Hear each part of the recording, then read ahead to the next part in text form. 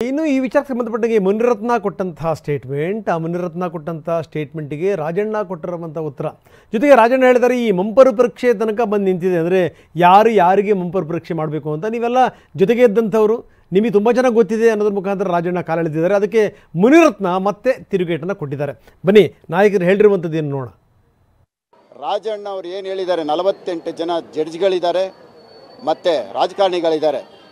ರಾಜಣ್ಣ ಅವ್ರನ್ನ ಕರ್ಕೊಂಡೋಗಿ first suo motu case book ಮಾಡಿಕೊಂಡು ಮಂಪರ್ ಪರೀಕ್ಷೆಗೆ ಹಾಕಿ ಆ 48 ಜನ ಯಾರು ಅನ್ನೋದು ಅವರಿಂದ ಬಾಯಿ ಬಿಡಿಸ್ಬೇಕು.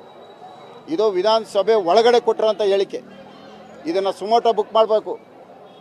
48 ಜನ ಏನು ಹುಡುಗಾಟ ಅಲ್ಲ. ಇದನ್ನು ಹಿಂಗೆ ನಾವು ಮುಚ್ಚಿಟ್ರೆ ಇನ್ನೂ ನಾಳೆ ಏನೇನು ಬೇಕಾದ್ರೂ ಆಗ್ಬೋದು. ಇದನ್ನು ಮುಚ್ಚಿಡೋಂಥ ವಿಷಯ ಅಲ್ಲ, ಎಲ್ಲ ಹೊರಗಡೆ ಬರಬೇಕು.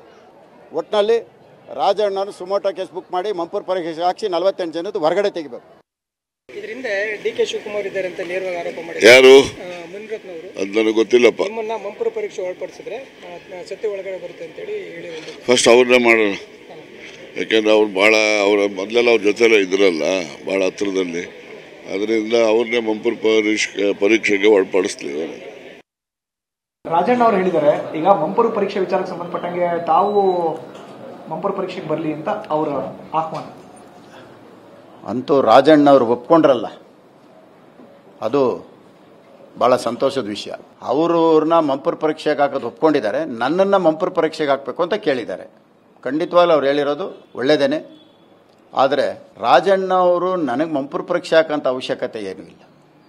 ರಾಜಣ್ಣವರು ನೇರವಾಗಿ ಒಂದು ವಾಹಿನಿ, ಎಲ್ಲ ಒಂದು ವಾಹಿನಿಗಳಿಗೆ ಕರೆದು ಒಂದು ಕಡೆ ನನ್ನ ಜೊತೆಯಲ್ಲಿ ಕುಂತ್ಕೊಂಡ್ರೆ ಮಂಪರ್ ಪರೀಕ್ಷೆಗೆ ಹಾಕದೇನೆ ನಾನು ಎಲ್ಲ ಹೇಳೋಕ್ಕೂ ಸಿದ್ಧವಾಗಿದ್ದೀನಿ. ನನಗೆ ಮಂಪರ್ ಪರೀಕ್ಷೆ ಅವಶ್ಯಕತೆ ಇಲ್ಲ. ನಾನು ಯಾವ ರೀತಿ ಬಹಿರಂಗವಾಗಿ ನಾನು ಮಾತನಾಡ್ತೀನಿ ಅಂತ ಹೇಳ್ತೀನೋ, ರಾಜಣ್ಣವರು ನಂತರನೇ ಮಂಪರ್ ಪರೀಕ್ಷೆಗೆ ಹಾಕದೇನೆ 48 ಜನದ್ದು ಮಾಹಿತಿ ನಾನು ಕೊಡ್ತೀನಿ ಅಂತ ಹೇಳುವಾಗ ಅದು ಒಂದು ಸತ್ಯವಾಗಿರೋಂಥ ಮಾತಾಗತ್ತೆ. ನನಗೂ ಮಂಪರ್ ಪರೀಕ್ಷೆ ಬೇಡ, ಅವ್ರಿಗೂ ಮಂಪರ್ ಪರೀಕ್ಷೆ ಬೇಡ. ಇಬ್ಬರು ಒಟ್ಟಿಗೆ ಏನೇನಿದೆ ಇಬ್ಬರು ಒಟ್ಟಿಗೆ ಹೇಳಕ್ಕೆ ಸಿದ್ಧವಾಗಿದ್ದೀವಿ. ಅದಕ್ಕೆ ಒಂದು ವೇದಿಕೆ ಸಿದ್ಧ ಮಾಡಿದ್ರೆ ನಾನು ಬರೋಕ್ಕೆ ಸಿದ್ಧವಾಗಿದ್ದೀನಿ.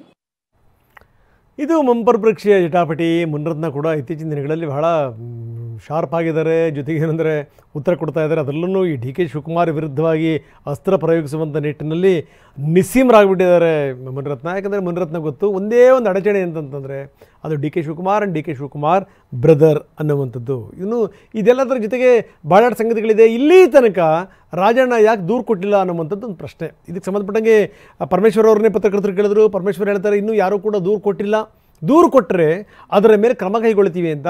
ಅತ್ಯಂತ ಶೀಘ್ರದಲ್ಲೇ ನಾವು ಸೂಕ್ತ ಸಮಯ ನೋಡಿ ದೂರು ಕೊಡ್ತೀವಿ ಅನ್ನುವಂಥ ಮಾತನ್ನು ಹೇಳಿದ್ದಾರೆ ರಾಜಣ್ಣ. ಕೊಡಬೇಕಲ್ಲ, ಅವರು ಕೊಟ್ಟರೆ ತಾನೇ ನಾವು ಕಾಸ್ ಆಫ್ ಆ್ಯಕ್ಷನ್ ಬೇಕಲ್ಲ. Unless there is N FIR ನಾವು ಯಾವುದನ್ನೇ ತನಿಖೆಯನ್ನು ಮಾಡೋಕ್ಕೆ ಬರೋದಿಲ್ಲ. FIR ಇಲ್ಲದೆ ನಾವು ಯಾವ ಸುಮೋಟೋನು ಮಾಡೋಕ್ಕೆ ಬರಲ್ಲ. ಸರ್, ಆಪ್ತರ ಜೊತೆಗೆ ಮಾತನಾಡಿ ತೀರ್ಮಾನ ಮಾಡ್ತೀನಿ ಅಂತ ಹೇಳಿದ್ದಾರೆ ಸರ್ ರಾಜಣ್ಣ ಅವರು.